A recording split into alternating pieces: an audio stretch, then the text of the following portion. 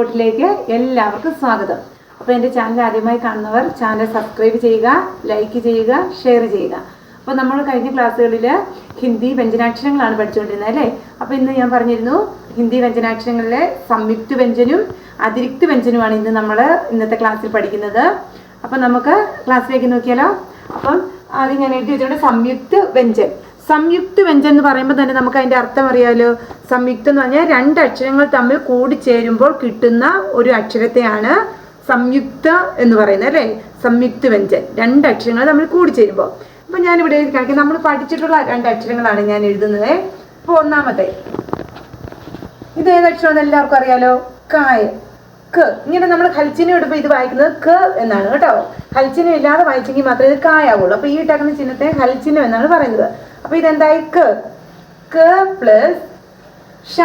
നമ്മൾ ഷ പഠിച്ചില്ലേ, ഷ, ക പ്ലസ് ഷ. ഈ രണ്ട് വ്യഞ്ജനാക്ഷരങ്ങൾ തമ്മിൽ കൂടിച്ചേരുമ്പോൾ മറ്റൊരു വ്യഞ്ജനാക്ഷരം വരുന്നു. ആ വ്യഞ്ജനാക്ഷരത്തെയാണ് എന്തെന്ന് പറയുന്നത്, സംയുക്ത വ്യഞ്ജൻ എന്ന് പറയുന്നത്. അപ്പൊ കായും ഷായും കൂടെ കൂടി ചേരുമ്പോൾ ഏത് വ്യഞ്ജനാക്ഷരമായിരിക്കും വരുന്നത്? നിങ്ങൾ പ്രൊനൗൺസ് ചെയ്ത് നോക്കുമ്പോൾ നമുക്കറിയാം. എന്താണ്? കായും ഷായും കൂടെ ചേരുമ്പോൾ ഷ. ഏതാണ്? ഷായ്. കായും ഷായും കൂടെ ചേരുമ്പോൾ വരുന്ന ഏതാണ്? ഇക്ഷ. അതെങ്ങനെയാണ് നമുക്ക് എഴുതുന്നത് നോക്കിയാലോ. ഇങ്ങനെ ഒരു വണ്ണ് എഴുതി കണ്ടോ, ഒരു വണ്ണ് എഴുതി, ഇങ്ങനെ നമ്മളൊരു വണ്ണ് എഴുതി എന്നിട്ട് ചെയ്യണം, ഈ സൈഡിൽ നിന്ന് കണ്ടോ, ഈ സൈഡിൽ നിന്ന് ഇങ്ങോട്ട് ഇങ്ങനെ ഒരു വളച്ച പോലെ ഒരു വര ഇങ്ങനെ ഇടുക. എന്നിട്ട് ഈ വരയുടെ അകത്തുനിന്ന് ഇങ്ങനെ നമ്മൾ അകത്തോട്ട് കയറി ഇവിടെ നിന്ന് ഇങ്ങനെ വളച്ച് വീണ്ടും നമ്മൾ ഇതിൻ്റെ അകത്തോട്ട് കയറി വെളിയിലിറങ്ങി. എന്നിട്ട് ഇവിടെ മാത്രമേ വരയുടെ അവിടെ ഇക്ഷ. മനസ്സിലായോ? ഒന്നുകൂടെ നോക്കാവേ. ഒരു വണ്ണ് എഴുതി, ഈ സൈഡിൽ നിന്ന് ഇങ്ങോട്ടൊരു വരയിട്ട് ഇതിൻ്റെ അകത്തൂടെ കയറി വെളിയിലോട്ട് ഇറങ്ങി വളച്ച് വന്ന് ഇതിനകത്തൂടെ കയറി വീണ്ടും താഴോട്ട് ഇറങ്ങി വന്നു. എന്നിട്ട് ഈ മേളിൽ വരയിടുക. അപ്പം ഇതെന്തായി? ഇക്ഷ. മലയാളത്തിൽ എങ്ങനെ എഴുതാം നമുക്ക് ഇക്ഷായ? മലയാളത്തിൽ ഇക്ഷ എങ്ങനെയാണ് കേട്ടോ, ഇക്ഷ. ഇതാണ് നമ്മൾ ഹിന്ദിയിൽ ഇക്ഷ എഴുതിയത്. ഓക്കെ. അപ്പോൾ ഒന്നാമത്തെ സംയുക്ത വ്യഞ്ജനം നമ്മൾ പഠിച്ചതാണ് ഇക്ഷ. അത് ഏതൊക്കെ സംയുക്ത വ്യഞ്ജനം, ഏതൊക്കെ വ്യഞ്ജനാക്ഷരങ്ങൾ ചേർന്നാണ് സംയുക്ത വ്യഞ്ജനം ഉണ്ടായത്? കായും ഷായും കൂടെ ചേർന്നപ്പോൾ നമുക്ക് കിട്ടിയ സംയുക്ത വ്യഞ്ജനം ഏതാണ്? ഇക്ഷ. ഓക്കെ. ഇനി അടുത്ത രണ്ടാമത്തെ സംയുക്ത വ്യഞ്ജനമാണ്. ഇത് ഏതക്ഷരമാണ്? നമ്മൾ പഠിച്ചിട്ടുള്ള അക്ഷരമാണ്. ഇത് ഏതാണ്? തായ്. തായ്ക്ക് കളിച്ചിനെടുത്ത് ത പ്ലസ് ഇത് ഏതക്ഷരമാണ്? രായ് അല്ലേ. തായും രായും കൂടെ കൂടിയപ്പോൾ ഏതക്ഷരം വന്നു? തായും രായും കൂടെ കൂടുമ്പോൾ ഏതാണ്? ത്ര. ഏതാണ്? ത്ര. മലയാളത്തിൽ നമ്മൾ എഴുതുമ്പോൾ ഇങ്ങനെ എഴുതും അല്ലേ, ത്ര. കണ്ടോ? അത് ഹിന്ദിയിൽ എഴുതാൻ എളുപ്പമാണ് കേട്ടോ. നമ്മൾ കെ എഴുതിയാലേ, കെ, ഇത് നേരെ അങ്ങ് തിരിച്ചെഴുതിയാൽ മതി. നോക്കിയേ, ഇതേപോലെ തിരിച്ചങ്ങ് എഴുതിയിട്ട് മുകളിൽ വരയ്ക്കുക, ത്രായ. ഓക്കെ. ത്രായ എഴുതാൻ എളുപ്പമല്ലേ. വണ്ണ് എഴുതി ഇങ്ങോട്ട് തിരിച്ചിങ്ങനെ ഇടുക. അതായത് കെ നേരെ തിരിച്ചെഴുതി വെക്കുന്നതാണ് ത്രായ. ഓക്കെ. അപ്പൊ രണ്ടാമത്തെ വ്യഞ്ജനാക്ഷരം പഠിച്ചില്ലേ, സംയുക്ത വ്യഞ്ജനം. രണ്ടാമത്തത് ത്രായ. ഏതൊക്കെയാണ്? ഇക്ഷ, ത്ര. ഇനി അടുത്ത സംയുക്ത വ്യഞ്ജനമാണ് ഈ അക്ഷരം. നിങ്ങൾക്കറിയാലോ, ഇതേതാണ്?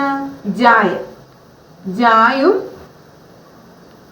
ഇതേതാണ്? ചാച്ച ചാച്ച ഞാ കേട്ടോ, ഞായ. ജായും ഞായും കൂടെ കൂടുമ്പോൾ ഏത് കിട്ടും? ഇതാണ് മലയാളത്തിൽ പറയുന്നത് ഇഞ്ഞ. ഇഞ്ഞ. അതെങ്ങനെ എഴുതുന്നത് നോക്കിയേ, ഹിന്ദിയിൽ എങ്ങനെ എഴുതുന്നത് നമുക്ക് നോക്കാതെ. ഒരു വണ്ണ് എഴുതി ഇങ്ങോട്ട് തിരിച്ചൊരു പാല വിട്ടു കേട്ടോ, തിരിച്ച് പാല വിട്ടു. എന്നിട്ട് ഈ ഒത്ത നടുക്കുന്നത് തന്നെ ഒരു 2 പോലെ എഴുതി ഇതിനകത്തൂടെ കയറി ഇറങ്ങുക, ഞാ. ഓക്കെ. ഞാ എങ്ങനെ എഴുതാൻ മനസ്സിലായോ? വണ്ണ് എഴുതി ഇങ്ങോട്ടൊരു പാല വിട്ടു, എന്നിട്ട് ഇതിൻ്റെ ഒത്ത നടുക്കുന്ന ഒരു 2 പോലെ എഴുതി താഴോട്ട് ഇറക്കി, ഞാ. ഓക്കെ. അപ്പം ഞാ വരെ ഞായും ജായും ഞായൂടെ കൂടിപ്പോൾ ഏത് വന്നു? ഞാ. ഓക്കെ. ഇക്ഷ, ഇത്ര, ഇഞ്ഞ. ഓക്കെ. ഇനി അടുത്ത ഏതാണ്? അടുത്ത ഒരു സംയുക്ത വ്യഞ്ജനം കൂടി ഉണ്ട്. 4 സംയുക്ത വ്യഞ്ജനമാണുള്ളത് കേട്ടോ. ഇനി ഒരു സംയുക്ത വ്യഞ്ജനം കൂടി ഉണ്ട്. അത് ഏതാണ്? ഏതായിരിക്കും? ഇക്ഷ, ഇത്ര, ഇഞ്ഞ. ഇനിയുള്ളതാണ് ഷായ. ഇത് ഏതക്ഷരമാണ്? ഷ. ഷ പ്ലസ് ഇത് ഏതക്ഷരമാണ്? ര. ഷായും രായും കൂടെ കൂടി ഇപ്പോൾ ഏതക്ഷരം വരുന്നു? ഏതായിരിക്കും? ഇതാണ് നമ്മൾ മലയാളത്തിൽ സ്ര അല്ലേ, സ്ര. നമുക്ക് ഇങ്ങനെയാണേലും എഴുതാം കേട്ടോ, സ്ര. ഇത് രണ്ടിനും നമുക്ക് ഏതാണ് എഴുതുന്നത്? ഒരു വണ്ണ് എഴുതി ഇങ്ങോട്ട് നമ്മൾ ഇക്ഷ എഴുതിയില്ലേ, ഇതേപോലെ തന്നെ കയറി, ഇക്ഷ ഇതേപോലെ തന്നെ കയറി ഇങ്ങനെ ഇട്ടു. എന്നിട്ട് നമ്മളിത് ഇങ്ങോട്ട് അങ്ങ് ഇട്ട് വെച്ചാൽ മതി. കണ്ടാവും. എന്നിട്ട് ഇതിൻ്റെ നടുക്കുന്ന ഇങ്ങോട്ടൊരു വരയും കൂടി ഇട്ട് വെക്കുക, സ്ര. ഓക്കെ. എങ്ങനെയെന്ന് മനസ്സിലായോ? ഒരു 1 എഴുതി ഇവിടുന്ന് നമ്മൾ ഇങ്ങോട്ട് വന്നിട്ട് ഇതിനെ വളച്ച് അകത്തൂടെ കയറി ഇങ്ങോട്ട് വിടുക. എന്നിട്ട് ഇതിൻ്റെ നടുക്കുന്ന ഇവിടുന്ന് നമ്മൾ ഇങ്ങോട്ടൊരു വരയും കൂടി ഇടുക, മുകളിൽ വരയ്ക്കുക. സ്ര. ഓക്കെ. അപ്പോൾ ഏതൊക്കെയാണ് സംയുക്ത വ്യഞ്ജനം? ഇക്ഷ, ത്ര, ജ്ഞ, സ്ര. ഓക്കെ, ഇതാണ് സംയുക്ത വ്യഞ്ജനങ്ങൾ. ഓക്കെ, അപ്പോൾ സംയുക്ത വ്യഞ്ജനം എല്ലാവർക്കും മനസ്സിലായില്ലേ? അപ്പോൾ നമുക്ക് അതൊന്നുകൂടെ എഴുതി നോക്കിയാലോ. ആദ്യത്തെ ഏതാണ്? ഇക്ഷ അല്ലേ? ഇക്ഷ.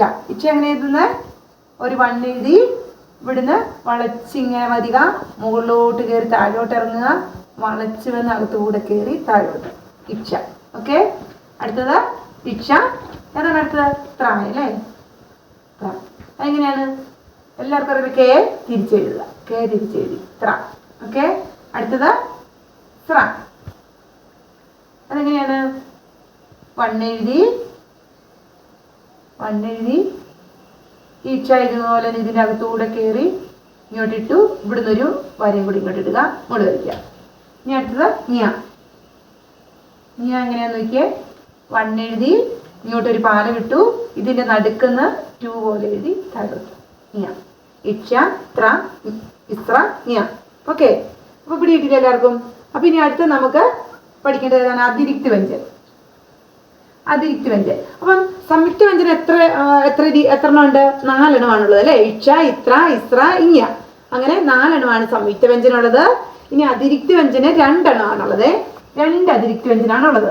അത് രണ്ടും എളുപ്പമുള്ളതാണ്. നമ്മൾ പഠിച്ചിട്ടുള്ള അക്ഷരങ്ങൾ തന്നെയാണ്. ഇത് ഏതക്ഷരമാണ്? ഇത് ഏതക്ഷരമാണ്? ഡ അല്ലേ? ഡയുടെ അടിയിൽ ഒരു കുത്ത് വരുന്നു. ഇത് ഡ എന്ന് പറയും. ഡ. ഏതാണ്? ഡ. ഇനി അടുത്ത അതേപോലെ ഇത് നമ്മൾ പഠിച്ചല്ലോ, ടാട്ടനായാലേ ഇട്ടായല്ലേ? ഇതിൻ്റെ ഇടയിൽ ഒരു കുത്തിടുമ്പോൾ ഇതെന്ന് പറഞ്ഞു ഠ. അപ്പൊ ഡ ഠ. ഇതാണ് അതിരിക്തി വ്യഞ്ജനം 2 എണ്ണം ഉള്ളത് കേട്ടോ. ഠ ഠ ഡ ഠ. ഓക്കെ, ഇത് പിടിയിട്ടില്ലേ? അപ്പൊ അതിരിക്തി വ്യഞ്ജനം 2 രീതിയിലുണ്ട്, സംയുക്ത വ്യഞ്ജന അക്ഷരങ്ങൾ 4 രീതിയിലുമുണ്ട്. ഓക്കെ, ഇന്നത്തെ ക്ലാസ് ഇത് എഴുതി നോക്കണേ. ഇച്ചിരി പാടുള്ള ലെറ്റേഴ്സ് ആണ്, പക്ഷെ എഴുതി നോക്കിയാൽ വളരെ സിമ്പിളാണ് കേട്ടോ. എല്ലാവരും എഴുതി നോക്കണം. അപ്പം ഓക്കെ, എൻ്റെ ചാനൽ ഇഷ്ടപ്പെട്ടവർ ചാനൽ സബ്സ്ക്രൈബ് ചെയ്യണം, ഷെയർ ചെയ്യണം, ലൈക്ക് ചെയ്യണം. Okay, thank you.